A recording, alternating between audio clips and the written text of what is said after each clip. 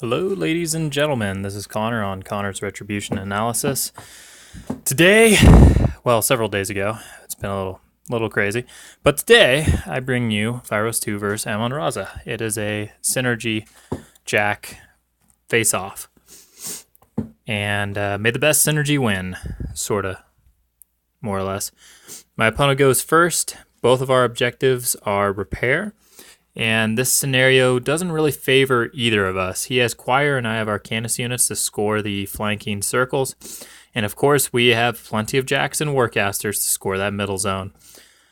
There's not really terrain that benefits me. I didn't really have a side to choose that benefited me. I chose this side because I figured I had a wall here that... What do we have going on here?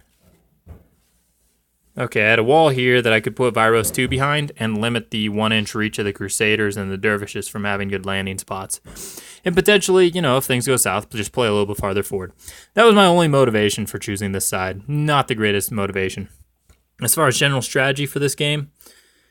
Oh, I do have my brush.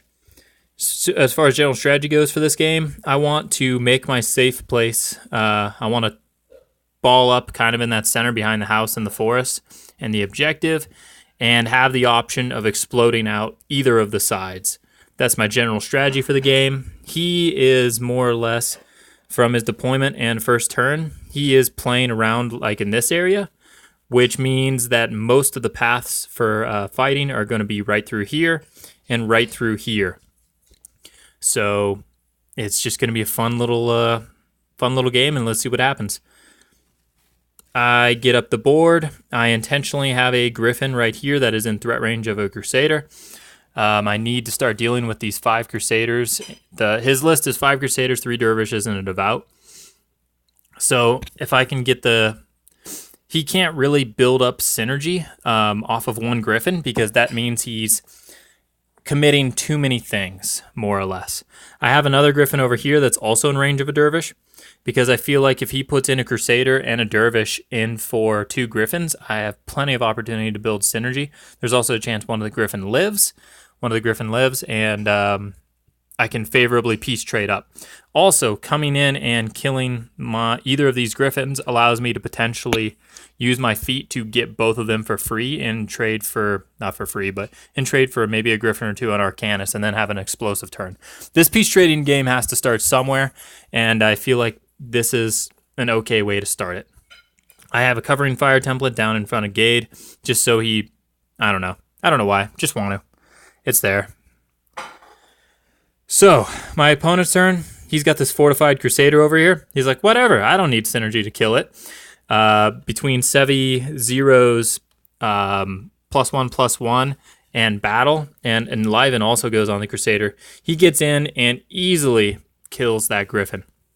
And I don't think anything else happens anywhere else on the board. He kind of just shuffles around and sets himself up. I need to look at what I did here. Okay. So my basic plan is I want to kill this Crusader and not really give away anything. And then just turtle up. And maybe pop feet. I wasn't actually planning on popping feet, but put a Griffin here to kind of lock out all these models and make it so he just doesn't have free reign and can't get far enough into me. So I know he has Enliven, so I put the Griffin here to kind of lock him out. Then I get an Arcanist right here to make it so that he can't scoot back to freedom. Vyros 2 goes up, stays out of his 1-inch melee, and bops him, and I'm doing this for synergy. The Griffin that I walked over here behind this house bopped this Crusader for some synergy, and I want to get the synergy stack going. And then as soon as I bop him, I'm still pretty much full camp. He enlivens and goes farther behind the house, but engages Vyros 2. So now I'm set up in a situation where even if I take a free strike, I can't get far enough away from this Crusader to come in and... Actually, no, I think I could have just taken a free strike. Maybe I should have just taken a free strike. It would have really hurt, but it would have made it so I don't have to pop feet.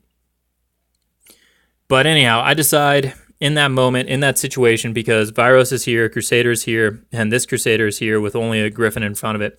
If I don't pop feet, I'm worried about him coming over, killing this Griffon, and then walking a Crusader into Vyros 2 to kill him. And the Crusader 2 with Sevy 0 and Synergy will absolutely kill Vyros 2, no matter how much I camp.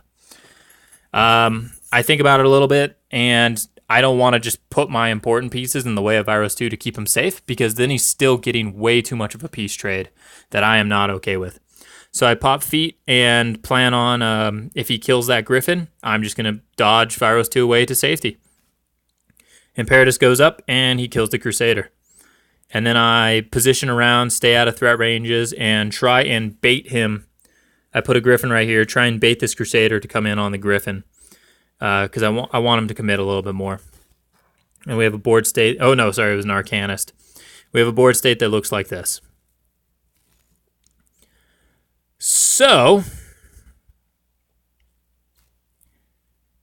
I'm having a hard time remembering what happened here. This was a long and good game. My feat doesn't really do much. Vyros 2 does live, though. And more or less, I lose this Griffon, I lose this Arcanist, and a Dervish gets in here and kills this Arcanist right there, too. So I lose a couple of Arcanists. And we end up in this situation right here. And here is my basic plan. There has been no scoring. I've been continuing to contest, and he's been contesting, and there hasn't really been much opportunity to really do good, solid work. I'm still not looking at that. It's not really there. I have a, actually, I think it was, what turn was it? Yeah, no, never mind. Here's the basic plan. I want to get that Dervish, and both those Crusaders. I want to get all 4 of those and try and give away nothing. Enliven is on this left Crusader over here. So the plan is to charge it with Imperitus, get some good damage on it. It'll enliven away to safety, and then kill the other Crusader. In the meanwhile, I'm killing these Dervishes with Griffons and stuff to build up synergy. And then this Manticore and this Griffon right here that are loaded up can hopefully go in and finish the Crusader wherever it goes. So I charge the Crusader, and my damage roll after full synergy does fantastic. It knocks out its movement, and it enlivens away over to over here.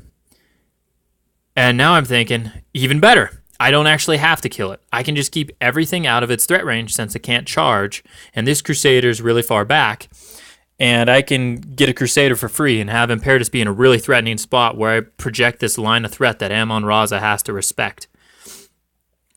So, in order to do that, I start sidestepping back, and I'm going to clear this. I get to the point where the Crusader's over here, Imperitus is right here, and I'm 1 inch away from this Crusader. And I thought this was an error at the time. I thought this was a mistake, so to speak. But so what happens is Imperitus ends his threat range in 7 inches of the Crusader, and next turn he's like, I'm just gonna go kill Imperitus. And I'm like, what the heck? I thought I measured it out, and I was out. And I was debating, saying the table shifted and stuff like that, and I was a little tilted. And I'm glad I didn't, because now in 2020 hindsight, I know exactly what happened. I was going to take a free strike to sidestep away from the Crusader, and I was okay with this. And I forgot to do it. I completely forgot to make my other sidestep and get out of the 7 inch threat range of the Crusader. So that's a whoopsies. Also, another mistake I made was this Arcanist came forward, and this book over here is doing a 10 inch bubble of no spells, and so the Arcanist can't cast a spell. And that was a whoopsies. Kind of under pressure. I mean, a little bit of pressure. Games like this, I'm not killing myself for the little detailed mistakes and not beating myself up, because it's something that happens when you're in a tight, thought-provoking game and you're thinking about a big core concept. It's something that will, I believe, and has continued to naturally get better for me. I don't make very many of these little whoopsies mistakes this often, and the more tight, good games I play, the fewer mistakes I make. And I'm always feeling good about that, even in a game like this. So yeah. So that little whoopsies mistake leaves me right here. And yeah. So this is where my opponent, he's been kind of biding his time, doing a little peace trade game. He's finally got the opportunity to really hit back in a meaningful way and touch the things I don't want touched. Over here on this side of the board, my Manticore ended up needing to kill that Dervish that was right here, and I thought my Griffon being in the way would keep my Manticore safe. Dervishes natively have sidestep. So this Dervish comes over here. This Griffon that's in the front is all beat up, which is why it's in the front. And the Dervish comes in, hits it, sidesteps out of the way, hits it again to kill it. So now that this Griffon's out of the way, the Crusader can come screaming across the map and kill the Manticore. Then Elias Gade charges this Griffon over here that's its prey target and gets some pretty good damage done and about half health sit. So this side that I was comfortably winning just got janked up real hard. Then Crusader comes flying in and beats the crap out of Imperitus and leaves him on like 5 boxes or something like that. When you're rolling dice plus some absurd number like dice plus 5 or dice plus 6, Crusaders hit so hard with Synergy Battle and Sevy buff. Just absolutely absurd. So, yeah. Imperitus feels like he just got hit by a very strong Colossal. That's also freakishly accurate. And then Sevy walks up into the mix and boosts some damage rolls and to hit rolls and finishes Imperitus off. So, ouch. Just real ouch. The choir come over here and reposition into the zone, and the scoring begins. Also, a couple of turns ago, he did 11 damage to this objective when that Dervish came across the board and killed my Arcanist that was in the zone. I forgot to mention that. This Dervish right here beat up my objective a whole bunch. So he's got that going for him. Yeah, so that's the thing. That's what's going on. Oh, it's going to be like this, is it? Got a sideways little map. There we go. So yeah. So my plan is basically, the book is up here doing no spells again. I really can't get my stuff going without the spells from my Arcanist. So I got to find a way to deal with it. And if I remember right, this Griffon comes over here and puts a couple of hits into the book to build up some synergy. And then my Griffon's over here. My goal basically is to get rid of both Crusaders. I think that's my path back into the game. I can't skew this way, and I can't really skew this way very well to kind of get away from the Crusader that's on this flank and the Crusaders that's on this flank. So I think I got to keep pushing this attrition and keep just grinding out and sticking true to owning this middle part of the board. Because then scenario, I feel like, will get away from me. I have to keep that middle of the board. So my basic plan to do that is Griffon walks over here, builds up synergy. These Griffons build up some synergy. Dice Spike on a shield bash kills Elias Gade. And I'm like, woo! That was really cool. Very surprising and very cool. Then... how the heck did this happen? If I remember right, this Crusader was beat up some, and Vyros 2 charges it and finishes it off. I think he needed to do like 8 damage to it or something like that. And then puts the rest of his attacks into the book and repos over here. And then Manticore, and then I can give out all my focus. And Manticore gets focus and concentrated power, and he goes freaking nuts. And he comes over here and he kills this Crusader. And we have a board state that looks like this now. Sevy is still on the table, but I have done it. I have gotten rid of the Crusaders, and he now does not have very many things to build up synergy, so I don't have to necessarily worry about Amon Ad-Raza coming in and getting work done. I was worried about Amon Ad-Raza coming in and killing Vyros 2, so I put some of my Arcanists in the way of Vyros 2 to try and keep him safe since he had to commit himself. So it is his turn. Amon Ad-Raza comes flying across the board and kills, I think, this Griffon and this Arcanist. Crusader comes running. Oh, man, I can't even remember what happens this turn. No, he doesn't. That's next turn. Anyhow, Crusader comes in. Doesn't kill the Griffon, but does kill the Arcanist so that he scores this zone again. And then I think Sevy kills the objective, if I remember right. Yes. Sevy does some immolations to kill the objective. And these guys just pitter-patter around. My opponent's running low on clock, so he starts playing like he's running low on clock. He's sticking true to his win conditions of scenario at turn 7 as it's going into turn 4. And he is up at the end of this turn 3-0. So that's a thing. It's a real, he has lots of contesting pieces, and my clock is good, but not great as well. And I can always die to Amon Ad-Raza from trip. So very much a thing. And here we are, going into turn 4, and my turn is pretty simple. I got to get rid of that last Crusader. That's the last attrition piece I can do anything, and I've got a couple of turns then to start bowling the board and clearing zones effectively, thinking about how I'm going to do it on his turn. And if I can, bully Amon Ad-Raza so I can kill Amon Ad-Raza or just get the scoring I need done. I'm going to have to pick a side of the board and score it effectively, basically. And actually, no. That's my usual strategy. In this game, I decide I'm just going to meaningfully contest this zone, and then start scoring this. So that's my in-game strategy. So in order for that in-game strategy to happen, these three over here just beat on the jacks a little bit and build up some synergy. This Griffon gets fully loaded with concentrated power and other stuff from Arcanist. Vyros 2 camps everything. Griffon walks over here, beats the crap out of the Crusader, does a ton of damage. Dice go great. Vyros 2 then charges the No, he walks up to the Crusader. He hits it until he's dead, and then he hits Sevy. And I think I'm camping a couple of extra focus because of how much damage the Griffon did to me. Or the Griffon did to the Crusader, and then he repos back.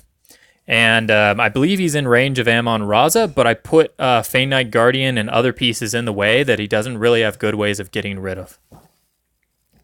And we end up, what the heck, with an upside down picture, apparently. So yeah, this is where we're at.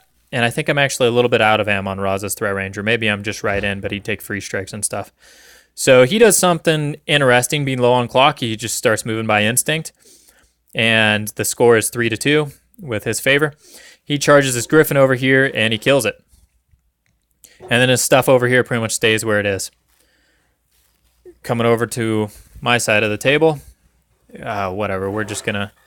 This is going to just be upside down from now on. I don't know why my camera does this. It just decides that I'm upside down on the ceiling for some odd, strange reason. So, there we go. Hey, and it's fixed. Amon Ad-Raza is right in front of Vyros on a pretty good camp. I would need 4s to hit, and I would be dice plus 3. So I can definitely kill him. Seems pretty reliable. I can just build synergy with all these guys and then kill him. However, he has tough, no knockdown. And I'm probably going to kill him with about 4 or 5 of my 3 or 4 of my attacks and only have a couple of attacks left over. And if he just starts hard rolling all of those toughs, Vyros 2 is definitely going to die next turn. So I decide to play a safer strategy. Get Fane Knight Guardian in the zone over here. Get an Arcanist in the zone over here. Vyros 2 goes and kills the objective and repos away. And I now score those points. And that makes it 3-4. It was not 3-4 before. Sorry. Over here, I kill the Dervish, and I just start bashing on that devout to build up some synergy so that Vyros 2 could easily kill the objective. And I get pieces into this zone that Amon Ad-Raza will have to dedicate himself entirely to killing, even though he has flashing blades since they're behind him and in front of him and out of his reach. he would have to dedicate himself entirely to killing them if he wanted to get rid of them and start scoring that zone. And that's a weird place for him to be, I guess. But yeah, we end the board right here. And maybe that's what he should have done, was just spun around, done a flashing blade, and then convectioned the... no, that would have used too much focus. He probably should have moved over here to flashing blade and kill these guys, and then tried to convection that Arcanist right there, so that there's a potential of him starting to score the side unless I commit Vyros 2. Vyros 2 right now is on a 4 camp. Instead, he casts mobility, walks over here to Vyros 2, boosts to hit the trip, and then he has 3 attacks after that at POW 14 that he puts into Vyros 2. But it's dice off 4, and I have as many shaves as he has rolls. So after I shave the first one, he's like, okay, I'm boosting from now on. So he starts boosting damage. He gets about 4 or 5 damage through boosts onto Vyros 2, and then he's on a no camp. My hand is now forced, and it's time to try and kill Amon Ad-Raza because I should have more than enough attacks to do it. So Vyros 2 sacrifice movement to stand up, and he just starts smacking on Amon. Now that he doesn't have any focus, I need 4s to hit after all of these jacks build up synergy on this Dervish. I don't even bother with the damage rolls, although I think I had to, but we didn't bother recording them because time was kind of low. And the end of the story is Amon Ad-Raza does not tough infinitely, and he does indeed die to Vyros 2. So fantastic game, was a lot of fun. Clocks were getting pretty low, which was pretty intense. It was a very interesting game. I had a lot of fun with it. My opponent was great, and it was nice to play one of these turn 5, turn 6 types of games. I haven't played one in quite a while. So thank you for watching, everyone, and hope you guys enjoyed this as well.